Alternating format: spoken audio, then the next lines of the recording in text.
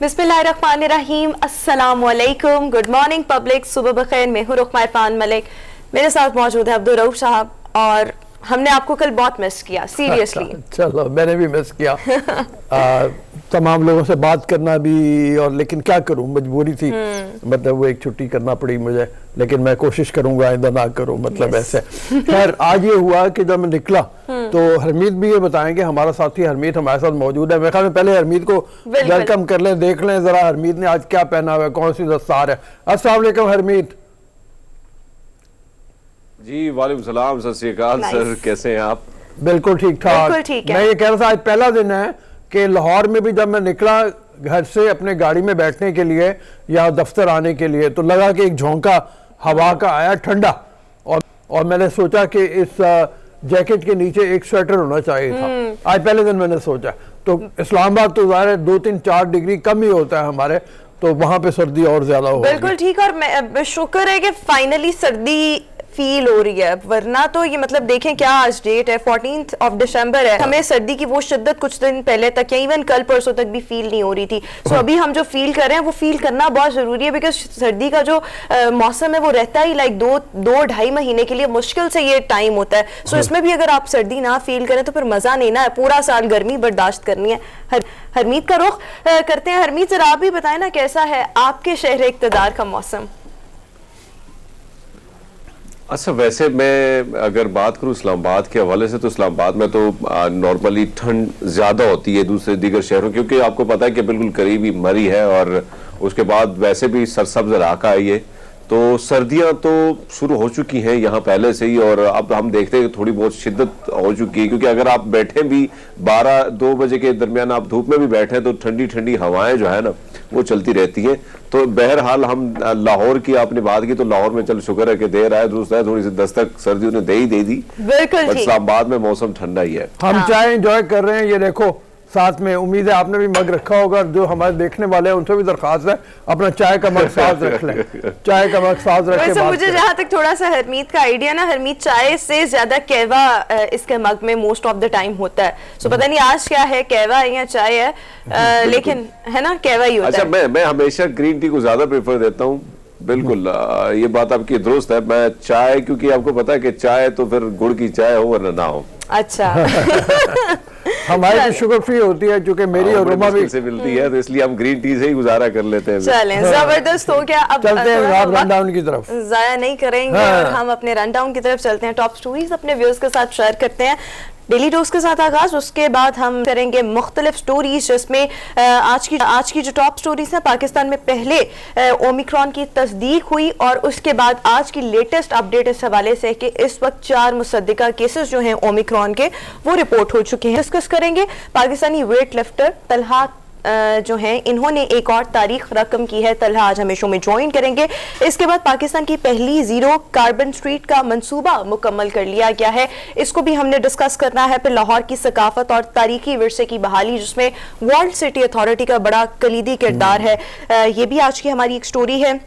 Smog की current situation को discuss करेंगे, और आखिर में सर्दियों में मीठे आम के मजे आप किस तरह से लूट सकते हैं, ऑल्टरनेटिव क्या है, इसको भी हमने आपके साथ डिस्कस करना। कमाल की बात है भाई, सर्दियों में आम, वाह वाह वाह वाह। हाँ, मतलब अभी तो हम ये करते हैं, हम चालाकी करते हैं थोड़ी सी, जब सीजन खत्म हो रहा होता है ना, तो हम ये करते हैं कि 2-4 बोल बड़े भर के आम के, उसके काशें काट के, उसका छिलका उतार के, तो वो फ्रीज कर लेते हैं।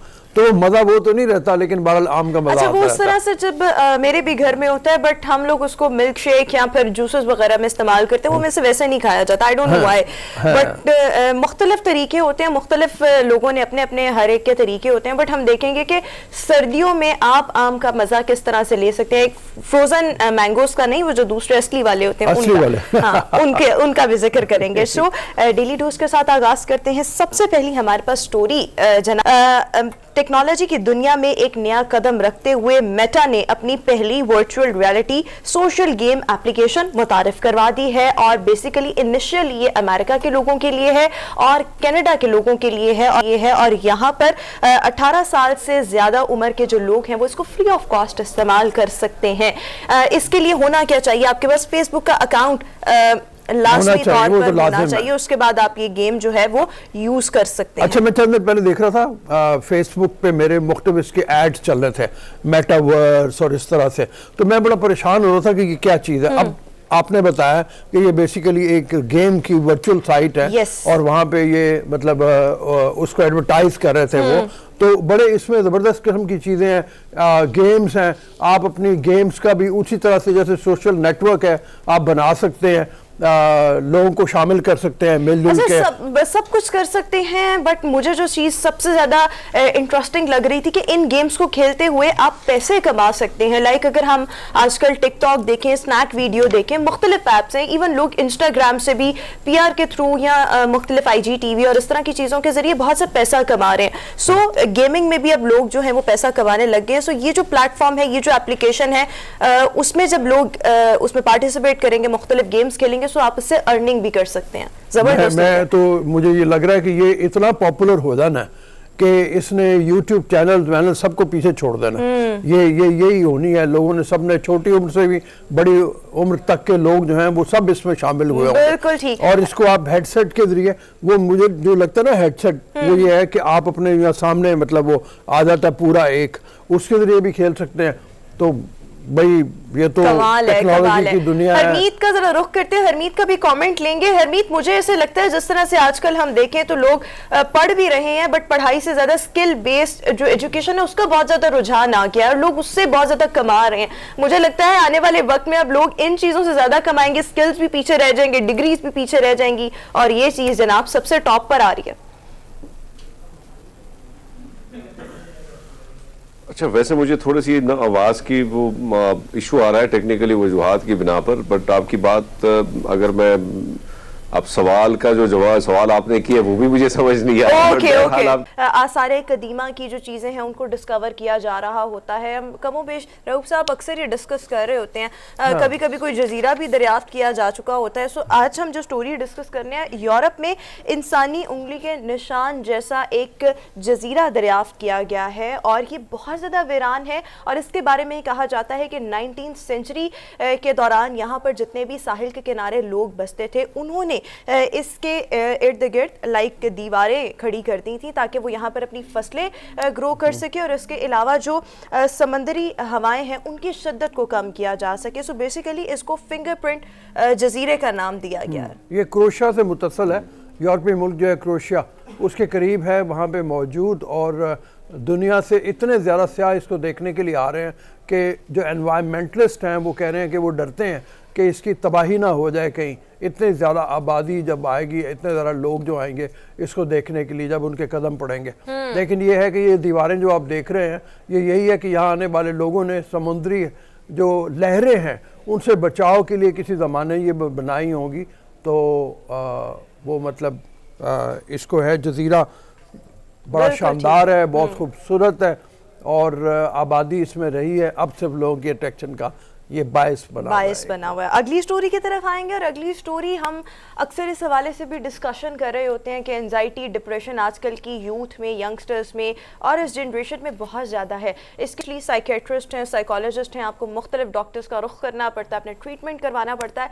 बट अब अच्छा, हमने और भी चीज़ें, जब हम अपने शो में मुख्तलिफ गेस्ट को बुलाते हैं, स्पिरिचुअल हीलिंग है, लोग कलर्स के ज़रिए, कलर थेरेपी के ज़रिए इन चीज़ों को ठीक कर रहे हैं। बहुत ज़्यादा वैरायटी है उसमें, वैरायटी बहुत ज़्यादा है। और मेरे ख्याल में आपको फ़र्क और आराम उसी चीज़ से पड़ता है जिस पर आपका यकीन हो, फेथ बहुत ज़्यादा हो। बट अभी हम जो आपके साथ स्टोरी डिस्कस कर रहे हैं, एक नौजवान है जनाब, टर्की का, हसन रज़ा इसका नाम है। और ये करता क्या है, जितने भी एंजाइटी और डिप्रेशन के पेशेंट्स हैं उनको ये ट्रीट करता है। ट्रीट किस तरह से करता है, लाइक ये खुद को पेश करता है कि आओ मुझे मारो। जितने भी डिप्रेशन के पेशेंट हैं, एंजाइटी के पेशेंट हैं, वो आकर इसको खूब थप्पड़ मारते हैं, पंच मारते हैं, और इस तरह से करके अच्छा ये खुद को पेश करता है, मार खाता है, और फिर इसके ज़रिए पैसे भी कमाता है। और इसकी साइकी जो इस शख्स की है, इसके पीछे ये है कि जो भी डिप्रेसिव इंसान होता है उसके अंदर बहुत ज़्यादा फ्रस्ट्रेशन होती है जिसका बाहर निकलना बहुत ज़्यादा ज़रूरी होता है। सो उसके लिए खुद को पेश करता है, मार खाता है, और जनाब पैसे भी कमाता है।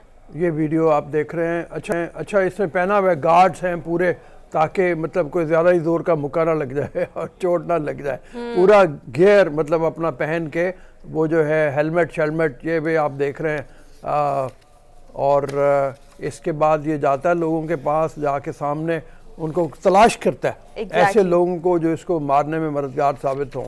और कमाल ही है, मार खाओ पैसे बनाओ। हाँ, बिल्कुल ये इसका वो होना चाहिए। ये देखें, ये इसने तो ये खातून जो है वो इस वक्त इस प्रैक्टिस नहीं करता है बाकायदा तौर पे अपने ये क्या कहेंगे कि आप पता नहीं कितने पैसे कमा लेता है, उसको मार भी रही है। बिल्कुल पैसे अच्छे ही कमाता होगा, एवी नहीं कोई मार आजकल खा लेता। But this was something very interesting और ये विजुअल्स भी अभी आप देख रहे हैं। हम डेली डोज की अगली स्टोरी की तरफ आएंगे और जनाब अगली स्टोरी हमारे पास ये है कि मिस यूनिवर्स 2021 का इस बार जो है भारत की मॉडल के नाम रहा है और बहुत अरसे बाद भारत ने ये टाइटल अपने नाम किया है। लास्ट जो टाइटल भारत के नाम रहा वो 2000 में था और उस time I guess if I am not wrong तो लारा दत्ता जो उनकी एक्ट्रेस भी हैं, मॉडल भी हैं, उनको ये टाइटल मिला था। सो इस दफ़ा 21 साला ये लड़की है, इसका नाम है हरनाज सिंधु, जिसने ये मिस यूनिवर्स का टाइटल अपने नाम किया है। अच्छा, ये जब मैं पहले भी मुझे इन चीज़ों में थोड़ा सा इंटरेस्ट है तो मैं देखती थी इसके मेरिट बहुत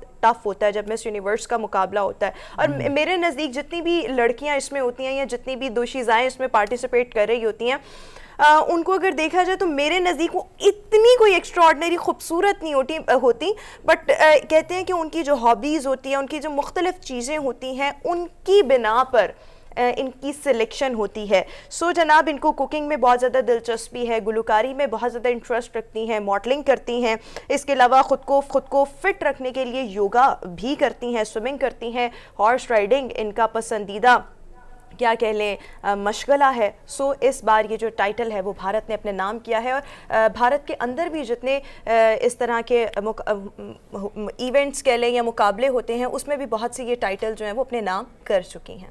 अच्छा, मसला ये है कि हिंदुस्तान में अगर देखा जाए तो ये लारा दत्ता के बाद मिस यूनिवर्स आपने बताया, मिस वर्ल्ड का जब टाइटल है तो वो भी बहुत सारी भारतीय दोशीदाओं के हाथ रहा है। वैसे मेरा अपना ख्याल ये है कि पाकिस्तानी ख़वातीन इनसे कहीं ज़रा खूबसूरत होती हैं और अगर पाकिस्तानी ख़वातीन हमारी रस्म व रिवाज हैं, हमारी सकाफ़त है जिसकी बुनियाद के हम लोग पार्टिसिपेट नहीं करते ऐसे इवेंट्स में, अदरवाइज अदर हो तो पाकिस्तानी ख़वातीन मेरे ख्याल में आगे हों। बहरहाल एनीवेज वो इंडिया जीतता है। लारा दत्ता का इन्होंने नाम लिया है। सुष्मिता सेन उससे पहले थी, वो उससे पहले थी, वो भी थी। मिस वर्ल्ड के टाइटल में ऐश्वर्या राय जैसे है, उसका नाम कोई नहीं भूलता। आखिरी जो मतलब मिस वर्ल्ड थी मेरे ख्याल में उसका नाम कुछ मुंशी करके है, वो भी अभी फिल्मों में भी आ रही है। तो इसके लिए भी है कि फिल्मों की राह खुल गई है, बेशुमार फिल्में इसको मिलनी है। ठीक है, मेरी इस बारे में थोड़ी सी ऑब्जर्वेशन ये है कि ये जब कोई भी मिस वर्ल्ड या मिस यूनिवर्स का टाइटल अपने नाम करती है, मैं इस वक्त इंडियंस की बात कर रही हूँ, सो जब वो अदाकारी के मैदान में आती हैं, बॉलीवुड का रुख करती हैं, वहाँ पर उनको उस तरह से पजीराई नहीं मिलती। मोस्ट ऑफ द खवातीन, कुछ को मिल भी जाती है, जैसे ऐश्वर्या राय, उनमें हम डिस्कस करें तो वो एक है, बट इसके अलावा सुष्मिता सेन उस तरह से देख लें तो मूवीज़ में उनकी मूवीज़ को इतनी कामयाब नहीं हो, लारा दत्ता उस तरह से कामयाब नहीं हो। पर लेट्स सी, इन्होंने वैसे पहले भी कुछ मूवीज़ में परफॉर्मेंस अपनी दिखाई हुई है, सो लेट्स सी इनके लिए क्या मामलात आगे चलकर बनते हैं। ठीक है, ठीक है, अगली स्टोरी चले। अगली स्टोरी बस खत्म। नहीं, क्रिकेट की बात करनी है। क्रिकेट की बात करनी है। हाँ, so, वेस्ट इंडीज और पाकिस्तान के साथ जो मैच था पहला T20 वो पाकिस्तान ने अपने नाम किया। बड़ी शानदार परफॉर्मेंसेस रही। अच्छा, ये हमें मालूम है कि वेस्ट इंडीज की टीम जरा कमजोर हुई है। एक तो ये है कि उसे बड़े बड़े नाम जा चुके हैं और अब जो बाकी टीम भी आई थी उसमें भी ये हुआ कि 3 प्लेयर्स ने कोरोना टेस्ट उनका आया पॉजिटिव और उनको बाहर बिठाया गया। बहरहाल एनीवेज कल की परफॉर्मेंसेस में एक तो हैदर अली की परफॉर्मेंस बड़ी शानदार रही, उसका एक स्टेटमेंट भी आया जीतने के बाद, वो शायद हम अभी आपको दिखाएंगे। उसके अलावा मोहम्मद रिजवान हमारे विकेट कीपर जो थे, बड़े शानदार उनकी परफॉर्मेंस रही है। मोहम्मद वसीम हमारे फास्ट बॉलर, उन्होंने 4 विकेटें ली, मोहम्मद वसीम जूनियर, और अपनी जगह मुझे तो लगता है कि उन्होंने काफ़ी पक्की कर ली है, क्योंकि जब बांग्लादेश में भी थे 1-2 मैचेस जो उन्होंने खेले हैं वो बड़े शानदार तरीके से उन्होंने खेले हैं।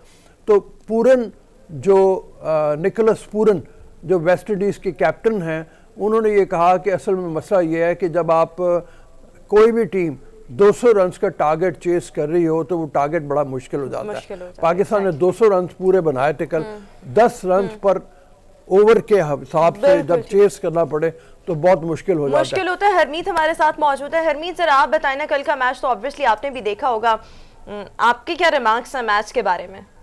अच्छा, वैसे मैंने कुछ झलकियां देखी थी, पूरा मैच नहीं देख पा सका, कुछ रिकॉर्डिंग की बिनावर कुछ मसरूफियात थी, तो लेकिन जिस तरह रूम साहब ने जिक्र किया, बहुत अच्छी परफॉर्मेंस हमारी टीम ने एक बार फिर दी है। और बड़ी बात यह है कि जिस तरह कल जिक्र किया जा रहा था कि वेस्ट इंडीज़ जो है उसमें ज़्यादातर तजुर्बेकार खिलाड़ी, कुछ को कोरोना हो गया, 3 खिलाड़ी मेरे ख्याल में उनको कोरोना हो चुका था, लेकिन बहरहाल अगर हम पाकिस्तानी टीम की बात करें तो उन्होंने एक अच्छी परफॉर्मेंस दी। और पहली बात तो ये है कि एक तो शायकीन क्रिकेट को भी इजाज़त NCOC की जानिब से दी गई थी, लेकिन हमने उसी तरह वो जिस तरह नॉर्मली हम देखते हैं कि बहुत ज़्यादा रश और ये चीज़ें, तो उसी तरह वो नहीं थी। लेकिन जो मैच था बड़ा ज़बरदस्त किस्म का मैच हुआ है, और ये जीत का ये जो नया सिलसिला शुरू हो चुका है, पाकिस्तानी टीम जो अपने नाम कर रही है, तो मैं समझता हूँ कि और टीमें अब एक्साइटमेंट जो है मजीद टीमों में बढ़ गई है कि वो पाकिस्तान का रुख करें और पाकिस्तानी टीम के साथ वो खेलें जिस तरह परफॉर्मेंस है, और परफॉर्मेंस से ही लोग आपकी तरफ तवज्जो होते हैं। बिल्कुल ठीक हो गया। सो जनाब, अभी हम शो में एक ब्रेक शामिल कर लें, डेली डोज को हमारे इख्तिताम ब्रेक को के बाद पहुंचे। वापस आएंगे। हमें तमाम देखने वालों को आज फिर मैच है, उम्मीद ये है कि आज का मैच भी पाकिस्तान बहुत अच्छे तरीके से जीतेगा। कल का मैच जैसे 200 से भी ज्यादा रन अगर हो जाए तो बड़ा मजा आएगा, और उनको फिर कम रन्स पे आउट कर लें। आखिर में सिर्फ मैं ये बता दूं, मोहम्मद नवाज का जिक्र करना बड़ा ज़रूरी है। 10 बॉलों पे उन्होंने 30 रन बनाए आखिरी ओवर्स में, और बहुत पेस तेज कर दिया, तो बड़ा मुश्किल इमाद वसीम के लिए हो गया कि वो वापस टीम में जगह बना सके अगर इसी तरह से मोहम्मद नवाज परफॉर्म करते रहे। तो बॉलर बैट्समैन सारों ने बहुत अच्छा परफॉर्म किया, सिर्फ एक अच्छी इनिंग का इंतजार है अब बाबर आजम की तरफ से, क्योंकि पहले मैच में वो 0 पे आउट हो गया था। ठीक हो गया। सो जनाब, अभी हम शो में एक ब्रेक शामिल करेंगे, हाजिर होंगे एक ब्रेक के बाद। स्टे विद अस।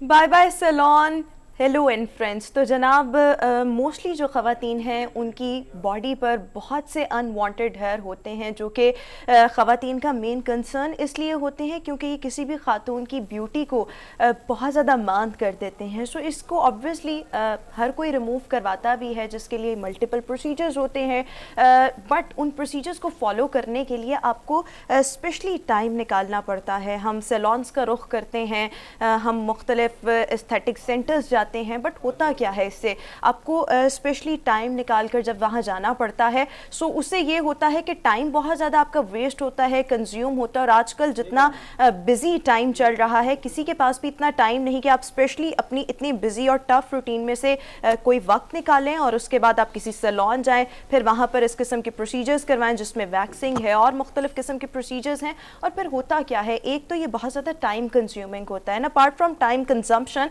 इसमें होता ये है कि पेन बहुत ज़्यादा होती है जब आप वैक्सिंग करवाते हैं। लाइक अगर आप अपने आर्म्स को देख लें, और जो लोग भी, जो ख़वातीन भी वैक्सिंग करवाती हैं, सो आपने अक्सर देखा होगा कि ये थोड़ा सा पेनफुल होने के साथ साथ आपकी जो आर्म होती है या जिस भी स्पेसिफिक हिस्से की, एरिया की आप वैक्सिंग करवाते हैं, वहाँ पर रेड स्पॉट्स भी अक्सर नुमायाँ हो जाते हैं। सो इन तमाम झंझटों से बचने के लिए Enfrench is the best option, और इसका फार्मूला बहुत ज़बरदस्त है। इसमें शामिल है जनाब रोज़ फ्रेग्रेंस, इसके साथ साथ इसके फार्मूला में बेबी ऑयल शामिल है, इसके साथ साथ मॉइस्चराइज़र भी शामिल है। सो जब भी आप एनफ्रेंच यूज़ करेंगे, आपकी जो स्किन है, जिस भी हिस्से पर आप यूज़ कर रहे हैं, वहाँ पर बहुत ज़्यादा स्मूथनेस और मॉइस्चराइज आप उस जगह को फील करेंगे। अच्छा, आप तमाम तर पेन से और हेसल से तो बच गए, और ये जो है ये इतना इसमें टाइम कंजम्पशन भी उस तरह से नहीं है।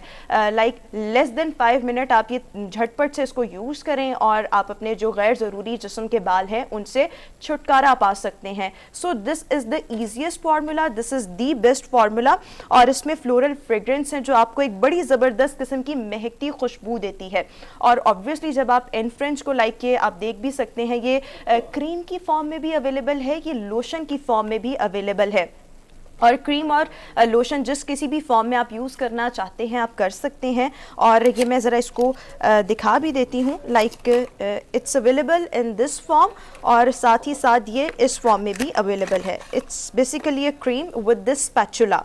सो राइट, आप इसको जो भी आपको बेस्ट ऑप्शन लगती है, उसको फॉर्म लगती है, उसमें आप यूज़ कर सकते हैं फ्लोरल फ्रेग्रेंस। और उसके बाद जब आप अपने स्पेसिफिक बॉडी एरिया पर जिसको अप्लाई, जब भी आप अप्लाई करेंगे, सो उससे होगा क्या कि आपकी स्किन जो है वो बहुत ज़्यादा स्मूथ भी रहेगी और मॉइस्चराइज भी रहेगी।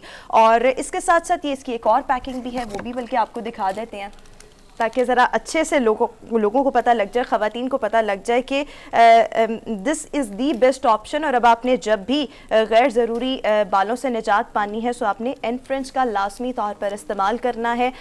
टाइम से आप बच सकते हैं, हेसल से बच सकते हैं, पेनफुल प्रोसीजर से बच सकते हैं। सो एनफ्रेंच इज़ दी बेस्ट ऑप्शन, आपने इसको ऑप्ट करना है। और ये क्रीम में भी अवेलेबल है, ये लोशन में भी अवेलेबल है। इसके फार्मूला के बारे में मैं एक दफ़ा फिर से बताना चाहूँगी कि मॉइस्चराइज़र है, बेबी ऑयल है, रोज़ की इसमें फ्रेग्रेंस बहुत ज़्यादा है। और प्लस जब आप इसको यूज़ करते रहेंगे, सो इसमें होगा क्या कि आपकी जो बॉडी है स्मूथ भी रहेगी, मॉइस्चराइज भी रहेगी, प्लस वो जो स्पेसिफिक पोर्शन है वो डल नहीं होगा, ब्लैक नहीं होगा। अक्सर हम देखते हैं जब हम वैक्स कर रहे होते हैं, सो ज़्यादा जब आप वैक्सिंग की तरफ जाते हैं, सो आपकी जो स्किन है वो वहाँ से लूज़ हो जाती है। सो आपने अगर इन तमाम झंझटों से बचना है, सो इसके लिए Enfrench is the best option. ये नया फॉर्मूला है और बहुत ज़बरदस्त है। So now you should say bye bye salon and hello Enfrench. So now अभी हम शो में आगे बढ़ेंगे और हमारा जो नेक्स्ट सेगमेंट है इसकी तरफ जाएंगे जनाब। और नेक्स्ट सेगमेंट ये है कि हम देखते हैं हमारा जो लाहौर है,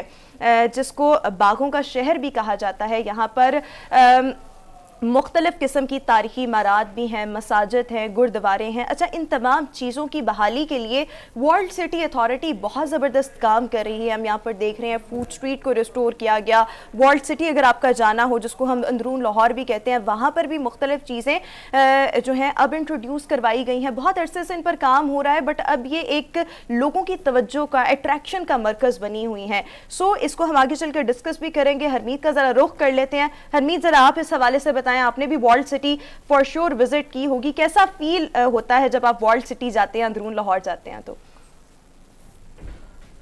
अच्छा, वैसे रोमा, मैं पहली बार हमने लाहौर को जब शहबाज शरीफ साहब आए थे, वज़ीर आला बने थे, तब उन्होंने बहुत बेहतरीन तरीके से इस काम को सरअंजाम दिया। तो ख़ासकर मैं अगर फूड स्ट्रीट की बात करूं, तो मैंने वहाँ पे कुछ शूट किए थे एक डॉक्यूमेंट्री के लिए। तो मैं पहली बार बहुत अरसे बाद जब उस एरिया गया, जिसे हम पुराना लाहौर भी कहते हैं, और वहाँ पे जो कल्ले हैं, फिर गुरुद्वारे के पास जो मुख्तलिफ गलियाँ कूचे हैं, वहाँ पे जाके जब आप इस कल्ले में दाखिल होते हैं ना, तो आपको ऐसा लगता है कि मैं उसी, क्योंकि मैंने तुस्की जहांगीरी और तुस्की बाबरी जो बुक थी, किताब थी, पुरानी किताबें जहांगीर बादशाह और बाबर बादशाह की, तो वो मैंने सारी पढ़ी थी। तो मैं जब इसमें दाखिल हुआ और वहाँ पे जहाँ जहाँ पे मैं जा रहा था और जहाँ जहाँ पे मैं सिपाहियों को उसी लिबादे में देख रहा था, तो मुझे ऐसे महसूस हो रहा था कि शायद मैं उसी सदी में वापस आ चुका हूं और मेरे सामने वही माहौल। तो इसमें कोई शक नहीं है कि एलडीए के चेयरमैन साहब ने, लाशारी साहब हैं इस वक्त, तो उन्होंने बड़ा कमाल का काम किया है। जब वो इस्लामाबाद में थे तब भी उन्होंने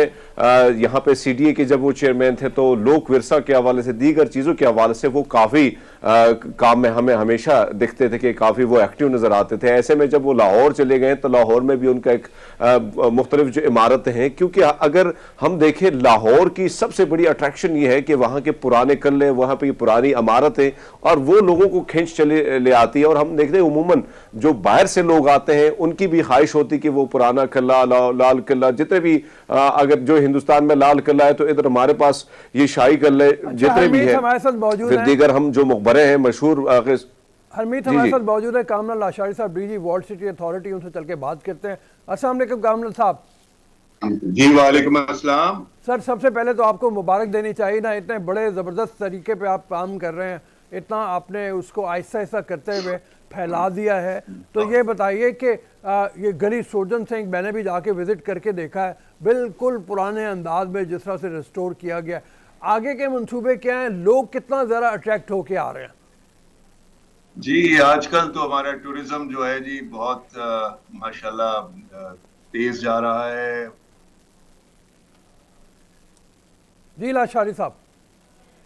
ठीक ठीक है, लाशारी साहब से भी आगे चलकर बात करते हैं। बिल्कुल ठीक बात। अच्छा, जब मैं वॉल्ट सिटी अब जाती हूँ, पहले भी मेरा बहुत जाना होता था, वहाँ पर कुछ शॉपिंग के लिए आपको चीज़ें इस तरह से मिलती हैं जो इकोनॉमिकल भी होती हैं, बड़ी ज़बरदस्त होती हैं। सो उनके लिए अक्सर जब जाना होता तो वहाँ पर जाके एक बड़ी मज़ेदार किस्म की फील आती है। वहाँ का जो सारा एनवायरनमेंट है, फिर वहाँ के जो लोग हैं वो बड़े मिलनसार से लोग हैं। और वहाँ पर अगर आप मतलब कि वैसे हमारे लाहौरियों में, पाकिस्तानियों में आदत होती है, बट स्पेशली अगर आप अंदरून लाहौर के लोगों को देखें तो बहुत मिलनसार है। और अगर आप उनसे कोई भी गाइडेंस लेने की कोशिश करें, कोई रास्ता पूछने की कोशिश करें, या कहीं हमने फलां जगह जाना है, ये इस हवाले से गाइड कर दे, वो एक से आप पूछेंगे वो 10 लोग आपको बताने वाले वहां पर। मैं बताता हूँ, मतलब मैं कुछ अर्सा पहले की बात है, अमेरिका से मेरा दोस्त आया हुआ था, तो वो मेरे दोस्त हैं, नूर उनका नाम है, फिल्म मेकर हैं और बहुत सी फिल्मों में उन्होंने काम भी किया हुआ है। तो वो आए हुए थे, अमेरिका सेटल्ड हैं वो। तो मुझे कहने लगे कि कूचा चाबक सवारा, कूचा चाबक सवारा जो है वो उनको जाके हमने विज़िट करना है। तो हम वहाँ चले गए कूचा चाबक सवारा, और कूचा चाबक सवारा के लिए हमने जाके रास्ते में जो गली थी उसका रास्ता पूछा एक साहब से। गर्मी थी मुझे याद है, तो वो साहब जो हैं वो बाहर घर के थड़े के बैठे हुए थे। थड़ा कल्चर बड़ा मशहूर रहा है, मतलब अभी भी है, वहाँ के जो पुराने लोग हैं उसको भी रिस्टोर किया है इन्होंने, थड़ा कल्चर को, मतलब वो कामरान लाशारी साहब ने। तो वो लोगों ने कहा कि जी आप बैठे, पहले गर्मी है, आप वो छोटे बोतल लेके आ। वो 2 बोतलें फ़ौरन लेके आ गया। उन्होंने कहा ठंडी बोतल पिए, ठंडी बोतल पी। उसके बाद उन्होंने कहा अब चले, मैं खुद लेके चलता हूँ आपको, और वो खुद लेके हमें साथ। जबरदस्त। तो ये है वहाँ की मिलनसारी, वहाँ का बिल्कुल ठीक हो गया। सर, हमारे साथ कामरान लाशारी साहब एक दफ़ा फिर से हमें ज्वाइन कर चुके हैं। कामरान साहब, जिस तरह से हम जिक्र कर रहे थे, बहुत ज़बरदस्त काम वॉल्ट सिटी अथॉरिटी कर रही है आपके सुपरविजन में। बहुत से प्रोजेक्ट्स हमने देखे हैं, मैंने तो पर्सनली जाकर विजिट भी किया है, बहुत मज़ा आता है। ये बताएं कि आने वाले वक्त में कौन कौन से प्रोजेक्ट्स हैं जिन पर अब आपने काम करना है, या कौन कौन सी चीज़ें हैं जिनके हवाले से आपने टारगेट सेट किया हुआ है कि अब इनको रेस्टोर करना है? देखिए, हम वॉल्ट सिटी में, लाहौर में, और उसके अलावा लाहौर फोर्ट में बहुत सारी जगहों पर काम कर रहे हैं, और टेंजिबल और इनटेंजिबल कल्चर दोनों पे, यानी इमारतों पे भी, गलियों मोहल्लों में भी। हमने 55 के करीब गलियां जो हैं वो मुकम्मल कर ली हैं। आजकल हमारा काम हो रहा है टुवर्ड्स डब्बी बाजार, कश्मीरी बाजार, इस साइड पर। और ये काम समझने की ज़रूरत है कि जो दिखाई देता है वो सिर्फ हमारा 30% काम है। ज़मीन के नीचे सारा हमने बहुत सारा काम किया है जो इंफ्रास्ट्रक्चर का है। एक तो तारों को ज़मीन दोज करना, नया सीवरेज, ड्रेनेज। तो सिर्फ नशो नमा, ये सजावट की बात नहीं है, बल्कि living conditions of the people, they have been rehabilitated and improved in those areas. और फिर वहाँ पे जो भी हेरिटेज की जगह आती हैं उनको रिस्टोर करना, उनको बहाल रखना, और फिर उसमें मार्केटिंग क्रिएट करनी, टूरिज्म लाना, और लोगों के बिजनेस को बेहतर करना। और अब तो लोगों का जब हम पूछते हैं उनसे, वो कहते हैं जी हम पहले किसी को बताते, घबराते, शर्माते थे कि हम कहाँ के रहायशी हैं, हमारे रिश्ते मुश्किल होते थे। अब तो जो है हम आप कार्ड पे लिख कर जाते हैं कि जी अभी रेजिडेंट्स ऑफ वॉल्ट सिटी, और दिल्ली गेट, और ये और वो। सो इसी तरह किले में भी बहुत सारी जगहों पर, किला हमारा जो एक किला है उसमें it's a monument with 28 monuments. हम इस वक्त कोई 10 मॉन्यूमेंट्स पे उसमें काम कर रहे हैं। दीवाने आम, दीवाने खास, मुकातब खाना, सो मैनी प्लेसेस। और कुछ बहुत सारी मुकम्मल भी हुई हैं जिनमें शाही बावर्ची खाना और रॉयल बंकर्स, पिक्चर वॉल जो है आधी से ज़्यादा हो गई है, होने वाली है। और ये भी आपको जानकर खुशी होगी कि वॉल्ट सिटी अब बहुत सारी जगहों पर, पंजाब में भी उसको काम मिला है कंजर्वेशन का। औकाफ ने हमें कोई 12 श्राइन्स दी हैं इस साल, जिनमें लाहौर में भी अमीर की श्राइन, और इधर जो है शाह हुसैन और मौज दरिया, ये सरों पे काम हो रहा है। और आइंदा चंद महीनों में बादशाही मस्जिद पे भी इंशाल्लाह काम शुरू हो जाएगा। और मस्जिद वजीर खान तो पहले बन गई हुई है, वो भी मतलब ये है कि एक तरह से उसके आसपास का इलाका भी कि आपके मतलब उसमें आता है कंट्रोल में। और वो गलियां भी हमने देखी, बड़ी शानदार हैं। मतलब मैं जैसे कह रहा हूँ, आपके काम की जितनी भी तारीफ़ की जाए उतनी कम है। लोग जो अंदर के रहने वाले हैं वो भी आपने बताया खुश हैं। जो लोग विजिटर आ रहे हैं आपके, उनके तासुरात किस तरह के हैं सारे काम को देख के? मेरे ख्याल है जो आया है वो हमेशा ही फैसिनेट होकर गया। वो उस हैरान रह गया है कि लाहौर में और हमारे पुराने तहजीब तमद्दन में और रहन सहन में इतनी अपनाइयत खूबसूरती है, और खूबसूरती सिर्फ इमारतों में तो है ही है, लेकिन लोगों में भी, जैसे अभी आप बात कर रही थी कि लोग इतने मिलनसार हैं, मोहब्बती हैं, और वो जो गलियों में हर मकान वाला आपको खुश आमदीद कहता है, ये चीज आपको यूरोप में नहीं मिलती। बिल्कुल। कोई आपसे बात भी नहीं करता। तो यहाँ पर जो है हर शख्स, कोई चाय पिला रहा है, कोई खाना खिला रहा है, कोई हंस रहा है। सो वो एक अजीब एक्सपीरियंस है उन गलियों से गुजरना। मैं तो समझता हूँ एक रूहानी सा एक्सपीरियंस है, और लोगों से मिलना बैठना। हमने अब 2-3 बैठकें वहां पे डेवलप कर ली हैं, जहाँ बिल्कुल लोकल के साथ मिलने जुलने का, बातचीत करने का भी ठीक है। लोगों को। तो जो आया है वो गर्विदा ठीक है होकर जी हरमीत। जी जी जी। अच्छा कामरान साहब, अगर मैं बात करूं, मेरे साथ कुछ गेस्ट आए थे सिंगापुर से, तो हम वो मेरे ख्याल में 10-15 साल बाद ही पाकिस्तान आए थे। जब हम शाही कल्ले में दाखिल हुए तो वहाँ पे जो नज़ारे थे बड़े खूबसूरत किस्म के, और फिर आपने जो आइडिया आप लेके आए सिपाहियों का, तो वो चीज़ बड़ी अट्रैक्ट करती है लोगों को अपनी तरफ, टूरिस्ट को। तो ऐसे में क्या आपको लगता है कि अगर पाकिस्तान में दीगर भी बहुत सारे ऐसे इलाके हैं जहाँ पे बहुत सारी तारीखी इमारतें हैं, अगर उन पे भी ऐसा काम किया जाए तो टूरिस्ट से कितना हमें जो रेवेन्यू है कितना जनरेट होगा? क्योंकि बहुत ज़्यादा फ़ायदा हो सकता है अगर पाकिस्तान में इन इमारतों पे इसी तरह काम किया जाए जिस तरह आप कर रहे हैं सर। देखिए जी, पूरा पाकिस्तान तारीखी और सकाफती खजाने से भरा पड़ा है। आप उस खजाने को मट्टी भी बना सकते हैं और मट्टी को सोना भी कर सकते हैं। ये तो सारी खेल है। How do you present the thing, how do you package it, how do you market it. तो यही किला सारी उम्र शाम ढलते बंद हो जाता था, अंधेरे में रहा ये पिछले 350 साल। सवाए जब कभी कोई स्टेट विजिट होती थी तो लाहौर के किले को एक शाम के लिए सजा लिया जाता था। अब हमने इसको परमानेंट बेसिस पर वर्ल्ड सिटी लाहौर अथॉरिटी ने इसको इलिमिनेट कर दिया है, और हर हफ्ते पिछले 3 साल से 4 साल से हमारी हिस्ट्री बाय नाइट का टूर हो रहा है। वो पेड टूर है। हालांकि सरकारी इदारों से पैसे देकर आना आसान नहीं है, लेकिन लोग 1000-1500 का टिकट खर्चते हैं, और हर हफ्ते पिछले 3 साल 4 साल से मैंने जैसे बताया वो आ रहे हैं। तो ये चीजों में बेहद पोटेंशियल है। हम खुद अपनी भी रोजाना देखते हैं कि इसको और कैसे बेहतर करना है। लेकिन पूरे पाकिस्तान में जो आपका सवाल है, जगह ब जगह, चप्पा ब चप्पा, मैं तो सिंध में 8-9 साल शुरू के गुजार कर आया हूँ। इतनी जबरदस्त जगह है, इतनी ये गिलगित बल्तिस, एनी प्लेस, ये चकवाल में ही 24 लेक्स हैं। किसी को मतलब समझने की और उसको अपनाने की जरूरत है। Pakistan is a very gifted country. बिल्कुल ठीक हो गया, बहुत शुक्रिया कामरान लाशारी साहब हमारे थे। बिल्कुल दुरुस्त फरमाया कि पाकिस्तान में पोटेंशियल बहुत ज़्यादा है, बस तवज्जो देने की ज़रूरत है। लेकिन हम देखें तो अंदरून लाहौर की बहाली में मुख्तलिफ जो स्पॉट्स हैं उनकी बहाली में कामरान साहब का अपना किरदार बहुत ज़्यादा है, वर्ल्ड सिटी का बेसिकली किरदार मैं बहुत सिर्फ ज़्यादा एक बात ये कहना चाहूँगा, वो टाइम थोड़ा था, कामरान साहब को जाना भी था, और वो ये है कि जो लोग जाते हैं उनको ज़रा ख्याल करने की ज़रूरत है। मैं कुछ अर्सा पहले एक जापानी टूरिस्ट थे, उनको लेके कले गया हुआ था। अब कले में उस वक्त किसी स्कूल की बस आई हुई थी। वो जो पुरानी इमारतें और उनके अंदर मार्करों से लिख रहे हैं और छलांगे मार रहे हैं और ईंटें उखड़ रही हैं, वो बड़ा मेरे दिल को ख़राब किया उसने। और वो जापानी टूरिस्ट ने भी कहा कि ये किस तरह के लोग हैं, इनको पता ही नहीं है कि इतना पुराना तुम्हारा विरसा है, इसको संभाल के रखा जाना चाहिए। तो एक काम ये जो है, ये हमारा भी काम है कि हम लोगों को ट्रेन करें, लोगों को बताएं, और उन असातिज़ा का भी काम है जो टूर्स लेके आते हैं कि बच्चों को ये बताएं कि ये तरीक़ेकार नहीं है अपने वर्षे को ज़ाया करने का। और मार्कर से लिखना या कोई सख्त चीज़ लेके दीवारों पे लिखना, चौक से भी लिखना गलत है बिल्कुल। और ये यहाँ की बात नहीं है, ये आप कहीं पर भी जाएं, पाकिस्तान के या दुनिया के किसी भी कोने में जाएं, ये चीज़ बड़ी अनएक्सेप्टेबल है और बड़ी इल मैनर्ड सी ये हरकत होती है। सो अभी हम शो में एक ब्रेक शामिल करेंगे, हाजिर होंगे एक ब्रेक के बाद। Good morning public.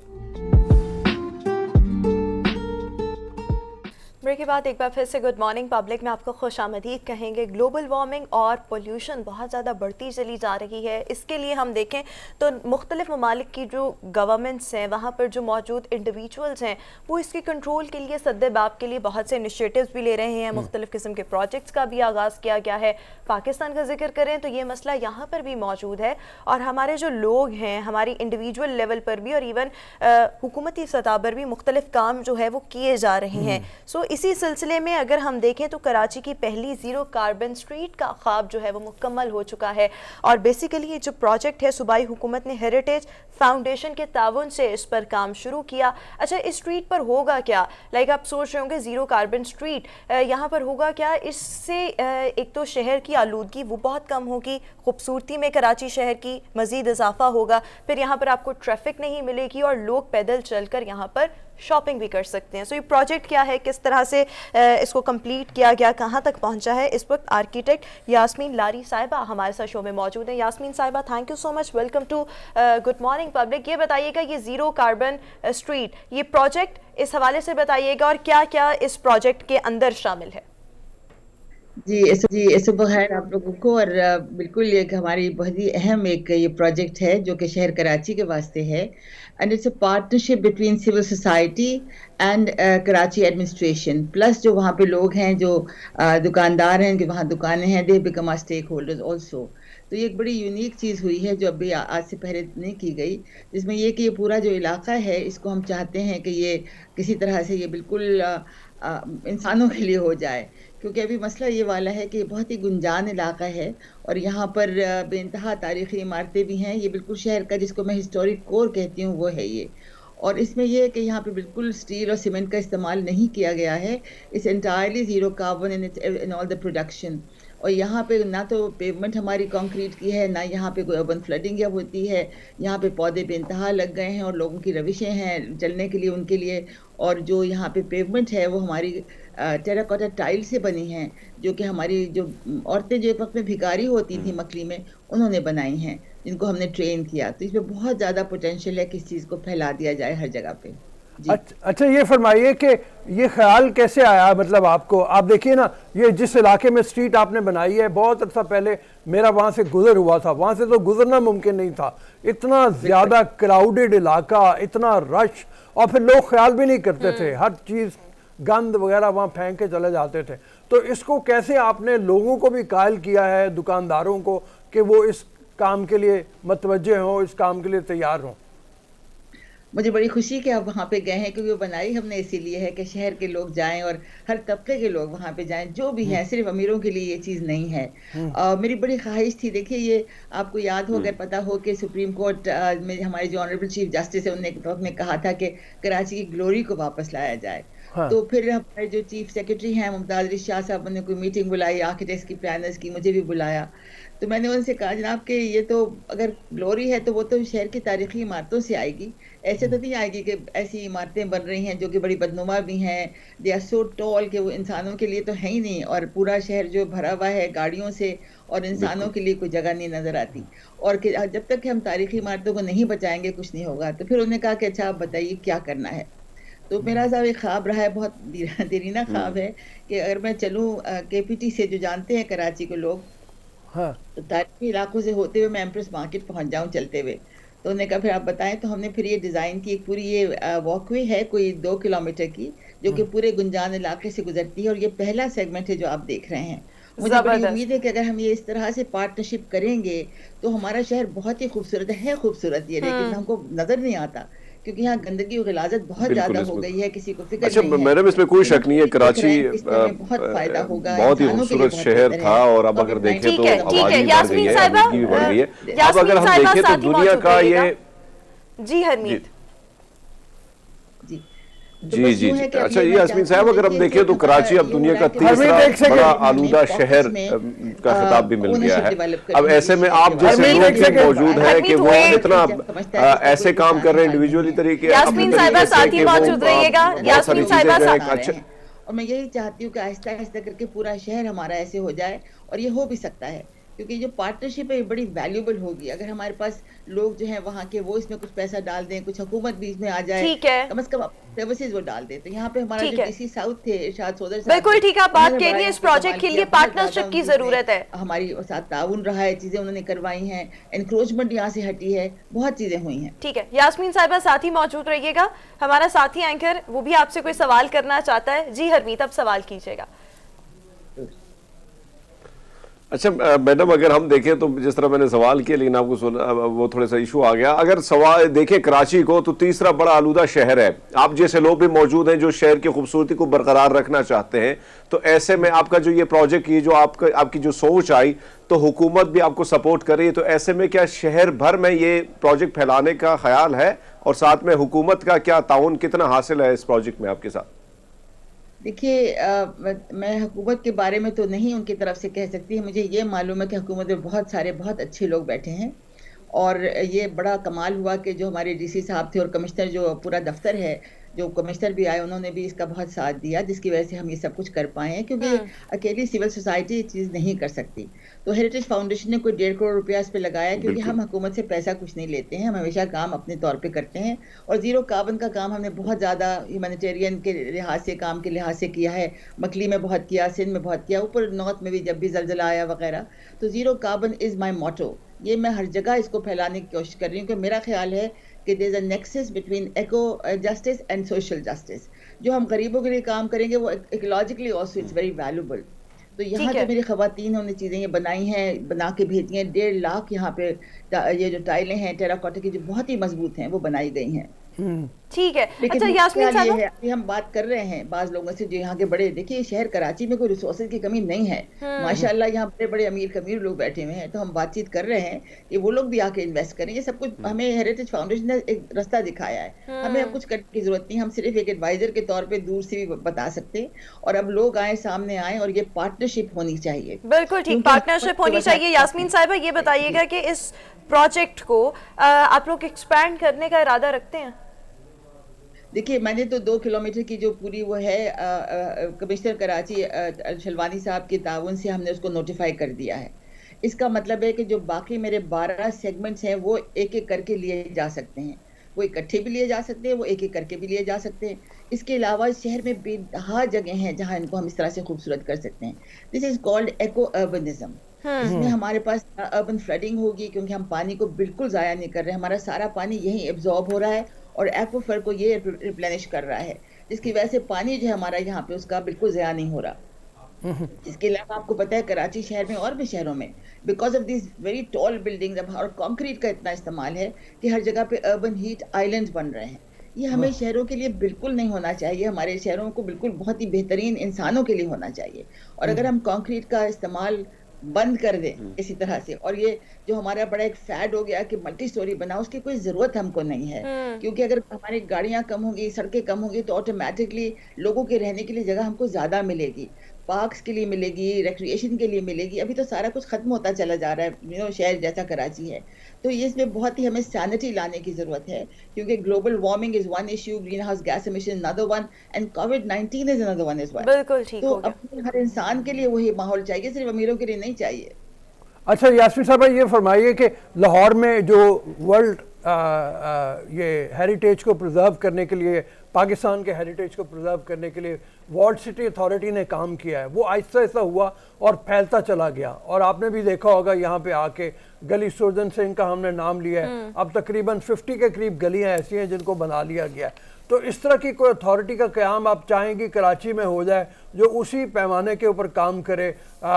मुझे याद है मैं पारसी कॉलोनी में गया देखने के लिए और वो देख के मेरी आंखें दंग रह गई। मैंने कहा इतना खूबसूरत इलाका, लेकिन वो भी अब डिक्लाइन का शिकार है, उसको भी प्रिजर्व किया जाए। और बाकी भी और भी बहुत से एम्प्रेस मार्केट के आपने जिक्र किया, उसके इर्द गिर्द के इलाके को प्रिजर्व किया जाए। तो इस तरह कोई अथॉरिटी बन है?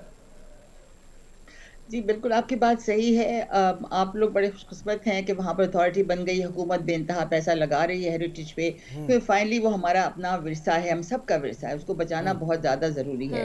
लेकिन मैं ये चाहती हूँ, मेरा ख्याल है कराची का सीन बिल्कुल फ़र्क है और यहाँ पर हमें ज़रूर अथॉरिटी बने, हुकूमत ज़रूर इसके अंदर करे, और आई होप कि they can put in some funding also. लेकिन मुझे लगता नहीं है, जो मैं पिछले सालों की हुकूमतों को देख रही हूँ, किसी भी हुकूमत ने कराची के विरसे पे कोई तवज्जो नहीं दी है। और ये सबसे बड़ा खजाना कराची का, apart from its own people who are very enterprising, मतलब मैं आपको बता नहीं सकती किस कमाल के लोग इस शहर में रहते हैं, उनके अलावा जो हमारा विरसा है उसको हमें बचाने की बहुत सख्त ज़रूरत है, क्योंकि आज जो हमारे जो वेस्टेड इंटरेस्ट हैं वो तबाह कर रहे हैं हमारी तारीखी इमारतों को। आपको पता नहीं, हम जब जा रहे हैं, अब एक एक बिल्डिंग में घुस के देख रहे हैं तो वहाँ तो तबाही हुई हुई है, नई नई चीज़ें अंदर बन गई हैं, there is nobody is taking any notice. तो ये तो बहुत ही दर्दनाक एक्चुअली अभी हमारा जो हाल है, और I hope it can be done that way. लेकिन अगर हुकूमत नहीं भी हमारी इतना सामने आती तो फिर लोग भी तो कर सकते हैं ना। बिल्कुल ठीक। मतलब मेरा तो ये बिलीफ है, क्योंकि हमने देखा है कि गरीबों का तो साथी कोई नहीं है, तो हम जब गए गरीबों के साथ काम करने, वो उठ पड़े हैं, उन्होंने खुद अपनी मदद करके काम की है, और यही हमें करना पड़ेगा। हमें यहाँ पे लोगों को फाल बनाना होगा। ठीक हो क्या जी हरमीत? जी अच्छा यास्मीन साहिबा, एक तरफ तो हम देखते हैं कि आप जैसे लोग हैं जो माहौलियाती तब्दीलियों के हवाले से वो उनकी कोशिश है कि जो शहर है वो आलूदगी से बचा जा सके। ऐसे में कई लोग ऐसे होते हैं कि हमने उम्मन देखा है, कई लोग खूबसूरती के हवाले से बहुत ज़्यादा काम करते हैं, लेकिन हम देखते हैं कि कई जगह पे ऐसे लोग जो आम, क्योंकि हुकूमत का आपने गिला भी किया कि हुकूमत की जब से ऐसे कोई काम नहीं किए जा रहे, तो एक आम आदमी का क्या फ़र्ज़ बनता है कि अपने शहर की खूबसूरती को बरकरार रखे? देखिए, मेरा ख्याल है हमें इस गलाजत में और गंदगी में रहने की कोई ज़रूरत नहीं है, क्योंकि हर एक के लिए माहौल साफ सुथरा चाहिए। हमें अपने बच्चों के लिए साफ सुथरा माहौल चाहिए, और हर कोई उठ के ये कर सकता है। अपने मोहल्ले की तंजीमें बनाएं, हम तैयार हैं मदद करने के लिए कि उसको कैसे किया जा सकता है। Funding is never an issue, क्योंकि यहाँ पे माशाल्लाह हर एक के पास पैसा है, और वो इसमें कंट्रीब्यूट करने को तैयार भी होंगे अगर उनको सही तरीके से रास्ता दिखाया जाए। तो अगर बस्तियों में लोग हैं और वो करना चाहते हैं, तो हम तैयार हैं हेरिटेज फाउंडेशन जो उनके लिए जो भी उनको सपोर्ट चाहिए वो करें, और फिर मिलके बेशक वो लोग खुद पैसा रेज करें, आपस में करें, क्योंकि आपस में करने से भी हम ये कर सकते हैं, कम से कम गलियां साफ हो जाएं। उसमें अगर पेविंग जो है वो कंपैरेटिवली हमारी जो है टेराकोटा वो सस्ती है कंक्रीट से, हम उस तरह की चीजें करें, हम पानी की निकासी का इंतजाम करें, ये लोकली भी हम कर सकते हैं। तो बड़े बड़े मंसूबे और मेगा प्रोजेक्ट्स मेरे ख्याल में कराची की मुझे नजर नहीं आ रही जनाब, मैं क्या करूं। मुझे लेकिन इन पर तवज्जो देने की जरूरत है, और ये हर शहरी की जिम्मेदारी है। बहुत शुक्रिया यास्मीन साहिबा हमारे साथ मौजूद थी। सीलन उन्होंने बड़े अच्छे अंदाज में तमाम चीज़ें जो हैं वो बताती हैं, और यही बात कि अगर हुकूमत आगे नहीं आ रही, सो हमारे यहाँ पर बहुत से लोग ऐसे हैं जिनके पास पैसा भी है, सो आप आगे बढ़कर माहौलियाती तब्दीलियाँ जो हैं और माहौलियाती आलूदगी जो है उसके सद्देबाब के लिए कुछ ना कुछ करें। ऐसी खूबसूरत स्ट्रीट्स बनाए और ज्यादा बनाए। हमने प्लास्टिक की सड़क भी हरमीत ने वहाँ कवर की थी इस्लामाबाद में, वो भी एक अच्छी चीज थी। बड़ा डिफरेंट शहर है, और कराची मैं तो चूंकि रहा हूँ 4-5 बरस वहाँ पे, और मैं जानता हूँ कि वो इमारतें वो तकरीबन तमाम इलाके मैंने देखे हुए हैं। अगर ऐसी जीरो कार्बन स्ट्रीट्स वहाँ पे बन जाए, वॉकिंग स्ट्रीट्स बन जाए, तो बहुत शानदार हो जाएगा। बिल्कुल ठीक। शो में एक ब्रेक शामिल कर जी, ब्रेक लेते हैं। ब्रेक, और ब्रेक के बाद वापस आएंगे।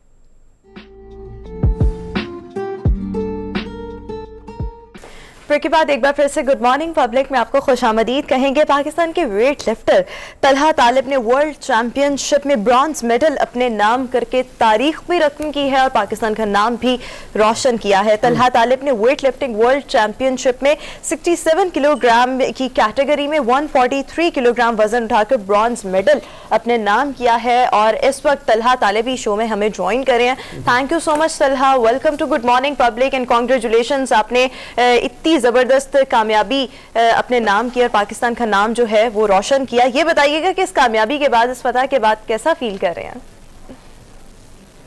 मुझे बहुत ज्यादा खुशी है कि आज तक वर्ल्ड में पहले सीनियर वर्ल्ड चैंपियनशिप में पाकिस्तान का कोई मेडल नहीं था, तो अल्लाह ताला ने मुझे ये कामयाबी से नवाजा कि मैं पाकिस्तान के लिए वर्ल्ड का मेडल जीत सकूं, और हिस्ट्री मैंने नई कायम की है।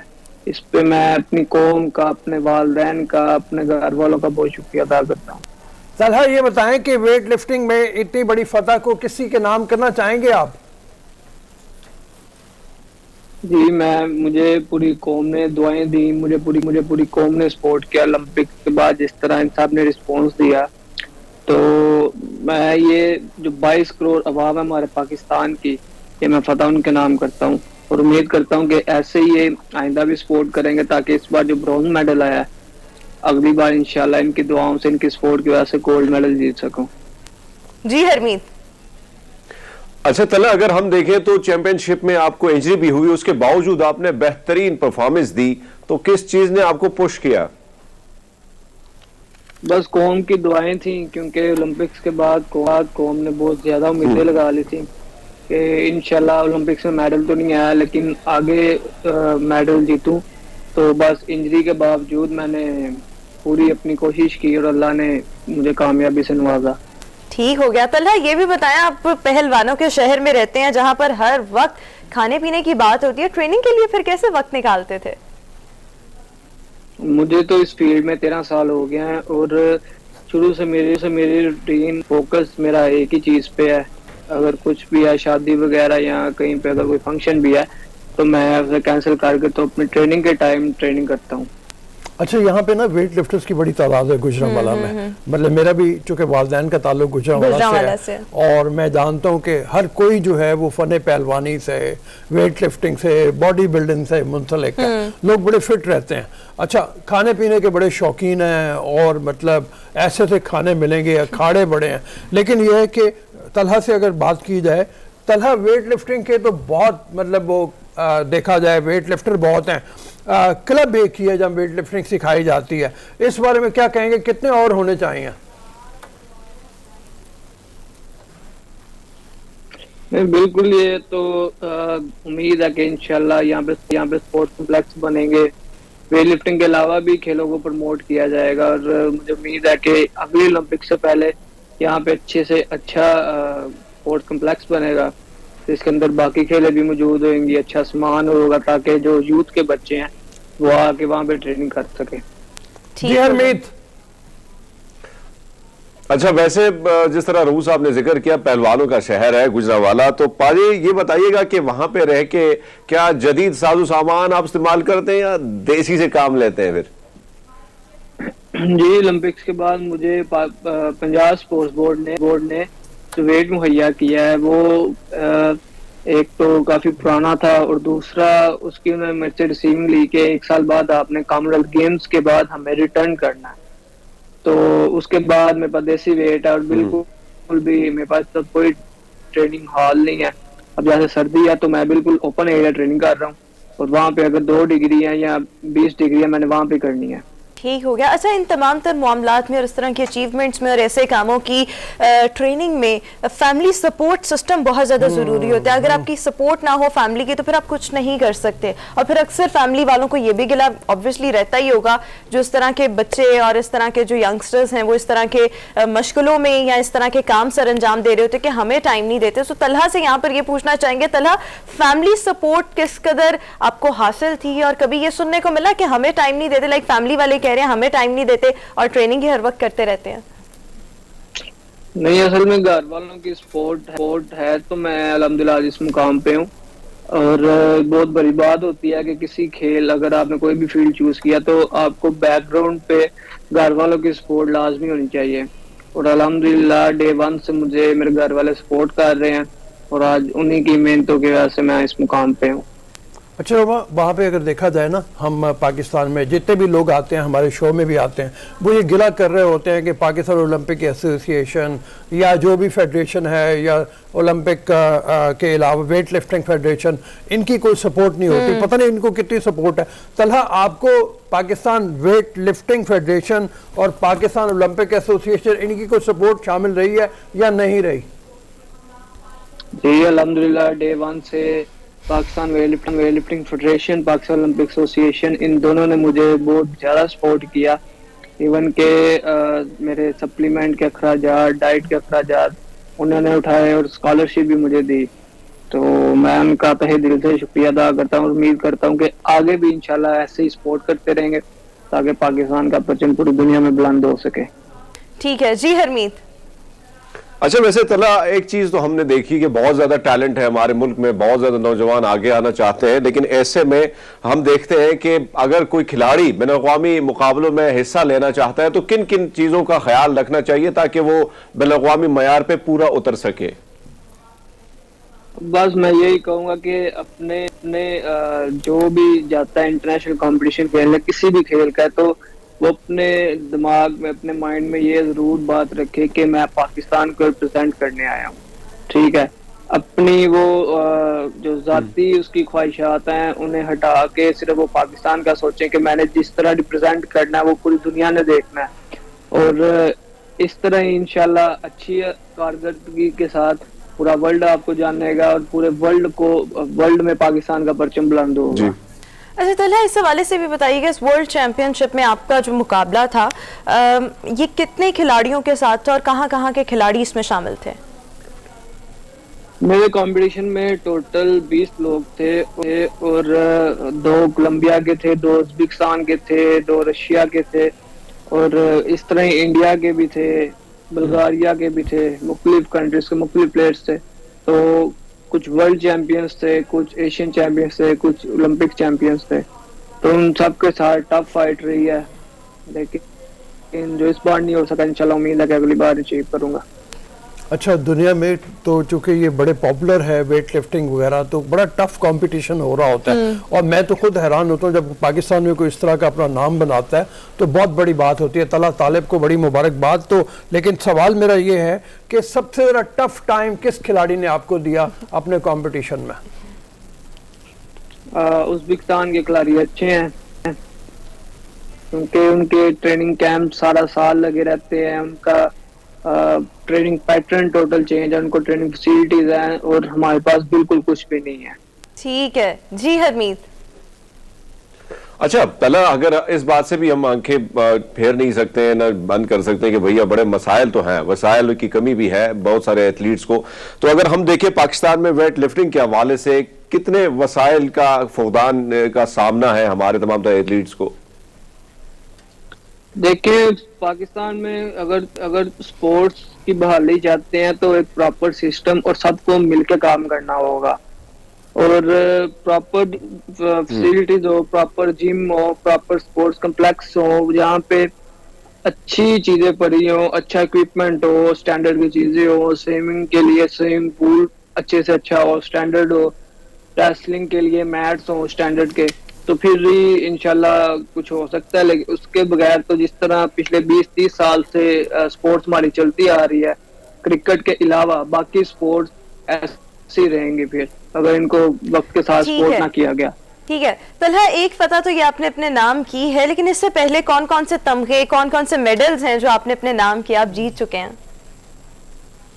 मैंने अल्हम्दुलिल्लाह पाकिस्तान को 15 से 16 कंट्रीज में रिप्रेजेंट किया और 20 से 30 इंटरनेशनल कंपटीशन में भी रिप्रेजेंट किया, जिसमें मेरे फर्स्ट जो मेरा कंपटीशन था वो न्यूजीलैंड में कॉमनवेल्थ यूथ गेम्स का था, उधर मैंने सिल्वर मेडल हासिल किया। Asian youth and junior championship में सिल्वर मेडल हासिल किया, कॉमनवेल्थ गेम्स में ब्रॉन्ज मेडल हासिल किया, साउथ एशियन गेम्स में गोल्ड मेडल हासिल किया, कॉमनवेल्थ चैंपियनशिप में सिल्वर और गोल्ड मेडल हासिल किया और अल्हम्दुलिल्लाह कॉमनवेल्थ यूथ 2016 में मैं बेस्ट लिफ्टर भी डिक्लेयर हुआ। Thank you so much Talha, आपने हमारे शो के लिए वक्त निकाला और मेरे ख्याल में रऊफ साहब इस तरह के जो यंगस्टर्स हैं, रौनक भी लगाई और इस तरह के जो यंगस्टर्स हैं, नौजवान हैं, इनका जो पैशन है, मेरे ख्याल में ये तमाम चीज़ें जो है जो हमें इस वक्त लोग देख रहे हैं, बच्चे देख रहे हैं, नौजवान देख रहे हैं, अगर वो कुछ करना चाहते हैं तो इसके लिए ऑब्वियसली फैमिली सपोर्ट सिस्टम बहुत ज़्यादा ज़रूरी है, बट आपकी ट्रेनिंग, आपकी प्रैक्टिस बहुत ज़्यादा ज़रूरी है। तो ये तमाम चीज़ें मेरे ख्याल में करनी चाहिए। लोगों को शौक होता है बट उसके लिए एफर्ट्स पुट नहीं कर रहे होते, तो ये चीज़ बहुत ज़्यादा ज़रूरी है। अब जिस वक्त हम इनकी बात कर रहे हैं ना, तो मैं पहले बात जैसे कर रहा था गुजरांवाला, मुझे याद आ रहा था मेरा बचपन चूँकि बहुत ज़्यादा गुजरा गुजरांवाला में, तो जब भी हम जाते थे वहाँ पे जाके खाने और लस्सियाँ और पेड़े और ये तो मिठाई की चीज़ें हो गई।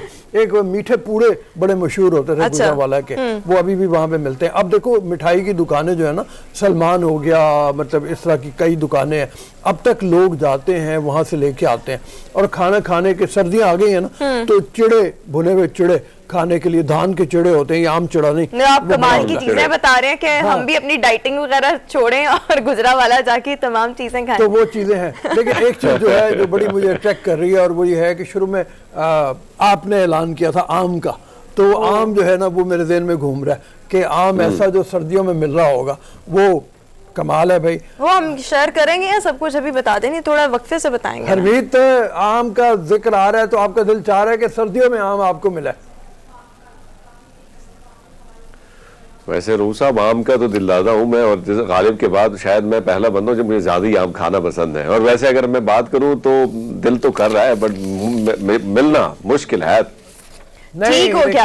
अच्छा, अभी हम जो जिक्र कर रहे हैं वो मुल्तान में फलों हाल आप ढूंढ के लिखाएं। हाँ, मुल्तान का जिक्र कर रहे हैं। यहाँ पर अब कुछ ऐसी चीजें की गई हैं कि आप गर्मियों के अलावा सर्दियों में भी आम खा सकते हैं, और रस भरे फल की नई किस्म देखकर मतलब सभी जो हैं वो इस टाइम बहुत ज्यादा एस्टॉनिश्ड रह जाएंगे। मतलब ऐसा कैसे मुमकिन है कि सर्दियों में आप आम खा सकें। सो मुल्तान में आम के शौकीन अफराद के लिए अब आम का जो फल है वो ऑब्वियसली सर्दियों में भी दस्तयाब होगा, और यहाँ पर बेमौसमी किस्म लगाकर सबको हैरान किया गया है। आम की लाइक एक किस्म लगाई गई है जो अब सर्दियों में भी ग्रो करेगी, और सब जो है वो इसका मजा जो है वो अब सर्दियों में भी चख सकते हैं, और ये आम पूरे पाकिस्तान में दस्तयाब होगा। ठीक है, जबरदस्त होगा।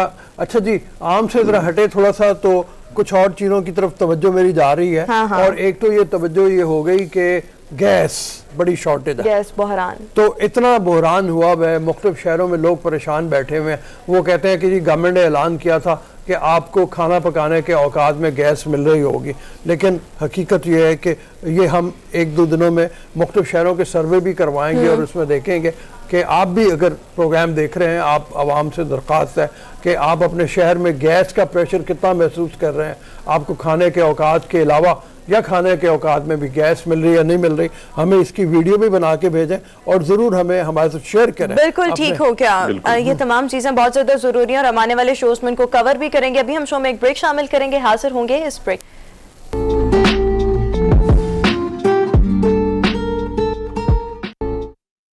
ब्रेक के बाद एक बार फिर से हम गुड मॉर्निंग पब्लिक में आपको खुशामदीद कहेंगे। व्यूअर्स, फ़िज़ाई आलूदगी की वजह से जो पैदा होने वाली स्मॉग है, लाहौर की अगर हम ओवरऑल सिचुएशन देखें या पंजाब के कुछ शहरों की, तो ये जो सूरत हाल है अभी तक कंट्रोल नहीं हो रही। इसके लिए मुख्तलिफ चीज़ें भी की जा रही हैं। हमने देखा कि बच्चों के स्कूल एक इजाफी छुट्टी बच्चों को दे दी गई, लाइक अब बच्चों को छुट्टी होती है सैटरडे, संडे एंड मंडे। इसके अलावा कुछ ऑफिस वो भी बंद किए गए हैं, बट इन तमाम की वजह से अभी तक स्मॉग के जो आफ्टर इफेक्ट हैं या साइड इफेक्ट्स हैं उनसे हम बच नहीं पा रहे। जो सॉर थ्रॉट है या आंखों में इरिटेशन कह लें, जलन कह लें, या इसके अलावा मुख्तलिफ किस्म के इसके साइड इफेक्ट्स हैं, वो अभी भी हम मुख्तलिफ इंडिविजुअल्स में देख रहे हैं। हुकूमत की जानिब से कहा गया कि हम आर्टिफिशियल बारिश का इंतजाम करेंगे ताकि उससे स्मॉग की जो सूरत हाल है उसको कंट्रोल किया जा सके। उस हवाले से तो अभी तक कुछ नहीं हुआ, बट अब इसमें होना क्या चाहिए, हमें अपनी इंडिविजुअल कैपेसिटी में अपनी हिफाजत किस तरह से करनी है, खुद को महफूज कैसे बनाना है, बच्चों को किस तरह से महफूज बनाना है, इसको हम थोड़ा सा डिस्कस करेंगे। माहिर माहौलियात महक मसूद इस वक्त शो में हमारे साथ मौजूद हैं। Thank you so much Mehak, welcome to good morning public. Individual capacity में सबसे पहले क्विकली बता दें कि हमने करना क्या है जिससे हम भी सेफ रहें, हमारे बच्चे भी सेफ रहें, घर के बड़े बूढ़े सभी महफूज रह सकें। देखिए, अब स्मोक का जो इशू है हम उसको डेली बेसिस पे अब फेस कर रहे हैं। आई टेक यू बैक कि मैं एज ए स्टूडेंट जब हम इसके बारे में बात करते थे 15-20 साल पहले कि it will be a very hard hitting issue in Pakistan, so अब हम उसको फेस कर रहे हैं। अब इंडिविजुअल कैपेसिटीज़ में हम क्या कर सकते हैं, एक्सटेंसिव प्लांटेशन, और ये जो आपने अभी बताया कि स्कूल्स के टाइमिंग्स, ये वर्किंग ऑफिसेज एक दिन और एक्स्ट्रा बंद हुए हैं। हमें चाहिए कि पर्टिकुलरली नवंबर दिसंबर, क्योंकि ये हाई डेंस पीरियड होता है, क्लाइमेटिक कंडीशंस ऐसी होती हैं कि जिसमें स्मॉग की अगर जनरेशन ज़्यादा होगी तो it will cause smog. So maximum, I mean ठीक है ये मंडे ऑफ है, लेकिन हमें पर्सनली देखना चाहिए एज इंडिविजुअल कैपेसिटी कि हम कम गाड़ियों का इस्तेमाल करें, हम पब्लिक ट्रांसपोर्टेशन पे मूव करें, बट अगेन हमारा करंट लाइफस्टाइल और ये सारी चीज़ें। अच्छा, ये जो पब्लिक ट्रांसपोर्ट का इस्तेमाल, गाड़ियों का यूज़ कम, ये तो मेरे ख्याल में चीज़ें हम जितनी भी अवेयरनेस लोगों में पहुंचा दें, हम इस पर मुकम्मल तौर पर नहीं कर सकते। इंडिविजुअल कैपेसिटी में अनफॉर्चुनेटली हमें अब एयर प्योरीफायर्स, आई मीन सब उसको अफोर्ड नहीं कर सकते, पर नेचुरल एयर प्योरीफायर्स हमारे पौधे हैं। आप इंडोर प्लांट्स भी अपने घर में रख सकते हैं, आउटडोर जहाँ भी मैक्सिमम आप कर सकें आप प्लांटेशन के ऊपर जाएं, ताकि एटलीस्ट जो घर की एयर है वो तो साफ़ हो रही है। फॉर एग्जांपल हमारे पुराने इंडिजिनस दरख्त है, नीम का दरख्त, आम का दरख्त, इनकी एक रीज़न होती थी, ओक ट्रीज़ होते थे, ये they are air cleansers, considered trees are considered as air cleansers, लेकिन हमारी अर्बनाइजेशन की वजह से we are cutting down them. But अब घर पे हम क्या कहते हैं कड़ी पत्ता है, इस तरह के आप हर्ब्स भी अपने घर पे इंडोर प्लांटेशन भी कर सकते यानी कि हैं। बेसिकली इंडोर प्लांटेशन की जाए ताकि जो आलूदगी है आउटडोर एंड इंडोर उसको उसको किया जाए। कंट्रोल उसमें किया भी- जा उसमें सके। ये ना कि मतलब हमारी जो अब घरेलू साख्त हो गई है, पहले ये था कि घरों की साख्त भी इस तरह की थी, ऊंची छतें थी, खुले खुले बरामदे होने, Exactly. और दरमियान में एक वो ड्योढ़ी होनी, मतलब उस तरीके से था। अब तंग है, छोटी सी छोटी जगह में ज़्यादा कंक्रीट इस्तेमाल हो रहा है और बाहर पौधे का कोई जगह नहीं है। फिर 8-10 मरले 5 मरले आम आदमी के घर इतने बड़े होते हैं, वहाँ पे भी प्लांट्स का, उनके लिए क्या सजेस्ट करोगी? मतलब आम आदमी को तो इतनी अवेयरनेस भी नहीं है कि वो पौधे ला के रखेगा। मुझे लगता है कि हम लोग एज ए नेशन हम क्राइसिस पे ज़्यादा क्राइसिस सिचुएशन में हम अपनी कहीं ना कहीं से वे आउट्स निकाल लेते हैं। अगर आई वुड फैंसी प्लांट्स की ऑर्नामेंटल प्लांट्स के बजाय जैसे छोटे छोटे पौधे हैं जैसे जो हमारे पुराने ज़माने में होते थे, स्मॉल प्लांट्स लाइक क्या कहते हैं, अभी इस वक्त मेरे जहन में नाम नहीं आ रहे, बट दे आर अवेलेबल। आप अगर अपने माली से पूछें या आप नर्सरीज में भी जाएं तो स्मॉल छोटे छोटे गमलों में लिख सकते हैं। दूसरा छोटे छोटे पौधे जो हैं, छोटे मतलब छोटे बहुत से- एटलीस्ट कुछ तो रिलीफ हो आप लोगों के ठीक है। फॉर एज एन इंडिविजुअल, क्योंकि everyone can not afford air purifier. Air purifier तो देखो ना आप, मतलब मैं देख रहा था अभी बाजार में, मैं गया It's like 25,000 25,000 से शुरू हो रहा है, फिर वो 75,000 तक जा रहा है, तो और वो एक कमरे के लिए एक है। कमरे जैसे अभी जैसे मेरे दिमाग में मेरी नानी या मेरी अम्मी हरमन की धुनी दिया करती थी और ऑल अक्रॉस द हाउस, तो एटलीस्ट इस किस्म के जो अच्छा वो जो धुनी वाला कॉन्सेप्ट है वो मैंने भी अपने कुछ अर्सा पहले देखा हुआ है घर में, बट उससे होता ये उससे भी आपको एक कॉफिंग वगैरह स्टार्ट हो जाती है, वो हर बंदा भी उसके साथ नहीं एडजस्ट कर पाता। देखिए जरूरी नहीं है कि आप उसको तब दें जब सारे घर पे मौजूद यानी हो। कि देखें- it's a basically a germ disinfectant as well. Corona और कोविड टाइम्स में भी दिस हैपेंस, आपके जो जर्म्स है इससे देखें एक चीज़ होती है, you go back to the nature. Sorry as I am also climate professional, अगर आप बहुत ज़्यादा अभी COP26 आप देखेंगे सब कह रहे हैं नेचर बेस्ड सोल्यूशंस, तो we should find nature based solution. करी पत्ता, बेसल लीफ, बेसल प्लांट्स होते हैं, नीम के पत्ते भी अगर आप उनको वो बालें, उसके वेपर्स जो होते हैं उससे भी you can feel there is a purification. But again smoke का इशू है, ये इतनी जल्दी जाने वाला तो नहीं इतनी है। जल्दी जाने वाला नहीं, and only thing is that the smoke last year अच्छा, यहाँ पे हरमीत जी, जी, हरमीत। जी हरमीत, जी। अच्छा, यहाँ पे दो चीजें हम देखते हैं कि एक तरफ तो आम शहरी जो रोमा कह रही है कि हम उस पर भी नहीं कर सकते कंट्रोल, 45% आलूदगी जो है ट्रांसपोर्ट से ही निकल रही, 36 लाख गाड़ियां आपकी लाहौर की सड़कों पे घूम रही हैं। ऐसे में हुकूमत की जानिब से भी कोई ऐसे इकदाम नहीं उठा रहे, क्योंकि 6 जो सीमेंट प्लांट्स हैं वो लगाए जा रहे हैं, उसकी जो है वो मंजूरी दे दी गई है, 20 और 5 साल में लग जाएंगे, तो सनतें भी बढ़ रही हैं। तो ये जो गफलतें बरत जा रही है तो कितना खतरनाक साबित हो सकता है आने वाले मुस्तकबिल में हमारे बच्चों के लिए, हमारे लोगों के लिए। बिल्कुल बड़ा इंपॉर्टेंट सवाल है ये तो।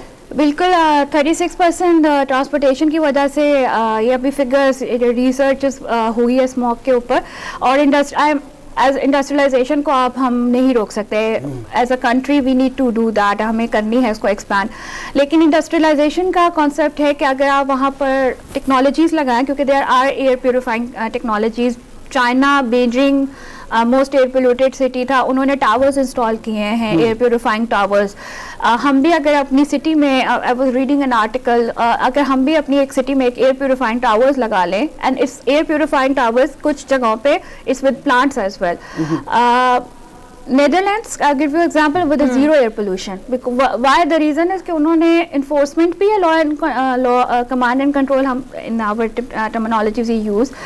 Secondly, voluntary भी उन्होंने लोगों में sensitization किया। Zero air pollution इसलिए क्योंकि उन्होंने अपनी city में there is only bicycles, they only ride on bicycles. London, also a metropolitan city like Lahore, वहाँ पे भी actually the smog first happened in London in 1940s, and that's the main जब से ये टर्म निकली है smoke plus fog, so it happen in London. But what they did after that, उन्होंने exhausted किस्म के टैक्सेस लगाए थे, पार्किंग टैक्सेस, और उन्होंने अपना अंडरग्राउंड ट्रेन सिस्टम डेवलप किया, मास ट्रांजिट। सो बड़ा रैपिड चेंज आया। Now you can see even अगर आप internally in the London city बहुत सारे अमीर लोग भी होते हैं, they go because they can not afford the वहाँ पर ये पार्किंग। चीजें इम्प्लीमेंट करवाने में भी शायद टाइम लगा और स्टार्ट से इस तरह से थी। पाकिस्तान में बहुत वक्त लग जाएगा और मेरे नहीं ख्याल जिस तरह से हमारी नेशन एक बिल्कुल रिलैक्स और मतलब वो फिर ये चीजें उन एक्सेप्ट भी नहीं करेंगे। हाँ, हर बंदा के अब उसकी डिमांड होती है हम गाड़ी पर जाएं। एग्जैक्टली, प्रॉब्लम ये कि अब हमें करना पड़ेगा, इजी लाइफस्टाइल की आदत पड़ पेट्रोल गई इतना एक्सपेंसिव हो गया, पीपल स्टार्टिंग थिंकिंग लेकिन फिर भी जिन्होंने अफोर्ड करना है, जिन्होंने गाड़ियां एक और बड़ा यूज फैक्टर करनी जो है है वो ना, जिन करें। मुल्कों की आप मिसाल दे रही हो, नेदरलैंड्स की, लंदन की, अच्छा आबादियां बहुत थोड़ी हैं और आबादियों पे कंट्रोल भी है। हमारा आबादी पे कंट्रोल ही नहीं है, हमारी मखलूक एकदम बढ़ रही है। फिर अर्बनाइजेशन बहुत ज़्यादा है, हर कोई जो है वो 5-6 बड़े शहर हैं उन्हीं की तरफ का रुख कर रहा है, लिहाजा पोल्यूशन भी उस शहरों में मतलब ज़्यादा हो रही है। देखिए आप एग्जाम्पल मैं इंडिया की देती हूँ, दिल्ली का भी सेम प्रॉब्लम है। व्हाट दे डू, उन्होंने बड़े स्ट्रिक्टली, लास्ट ईयर भी था, last year before COVID it was control. Why? क्योंकि गाड़ियाँ सड़कों पे थी ही नहीं।